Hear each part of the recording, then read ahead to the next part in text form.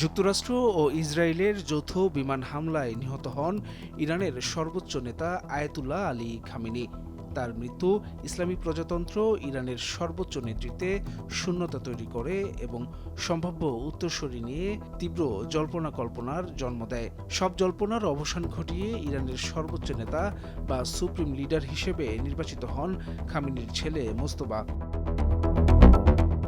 সংবাদ মাধ্যম Iran international এক প্রতিবেদনে জানায়, ইরানের প্রভাবশালী সামরিক বাহিনী ইসলামিক রেভলিউশনারি গার্ড কর্পস এর সরাসরি চাপে দেশটির নীতি নির্ধারক পরিষদ অ্যাসেম্বলি অব এক্সপার্ট মোস্তফাকে সুপ্রিম লিডার নির্বাচনের চূড়ান্ত সিদ্ধান্ত নেয়। ৫৬ বছর বয়সী মোস্তফা খামেনি ইরানের রাজনীতিতে দীর্ঘদিন ধরেই এক আড়ালে থাকা কিন্তু অত্যন্ত প্রভাবশালী ব্যক্তিত্ব। ১৯৬৯ সালে মাশহাদে জন্ম নেয়া মোস্তফা বেড়ে ওঠেন শাহ মোহাম্মদ রেজা পাহলভির রাজতন্ত্র বিরোধী আন্দোলনের উত্তাল সময়ে। তার বাবা আলী খামেনি তখন ছিলেন প্রভাবশালী আলেম, যিনি বারবার গ্রেপ্তার ও নির্বাসনের শিকার হন।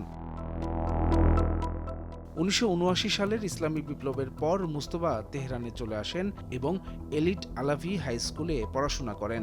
পরে তেহরান ও কুমে ধর্মীয় শিক্ষা গ্রহণ করেন। রাষ্ট্রায়ত্ত সংবাদ মাধ্যমের তথ্যমতে তিনি রক্ষণশীল আলেম আয়াতুল্লাহ মুহাম্মদ তাকি মেজবা ইয়াজদি সহ একাধিক প্রভাবশালী ধর্মীয় ব্যক্তিত্বের অধীনে পড়াশোনা করেন।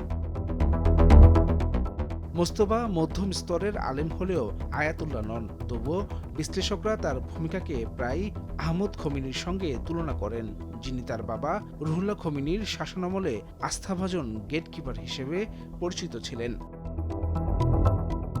মোস্তফার প্রভাবের পেছনে আইআরজিসির সঙ্গে তার ঘনিষ্ঠ সম্পর্ককে বড় কারণ হিসেবে দেখা হয়। ইরান ইরাক যুদ্ধে তিনি হাবিব ব্যাটালিয়নে দায়িত্ব পালন করেন এবং পরবর্তীতে নিরাপত্তা কাঠামোর শীর্ষ পর্যায়ে বহু ব্যক্তির সঙ্গে ঘনিষ্ঠতা গড়ে তোলেন।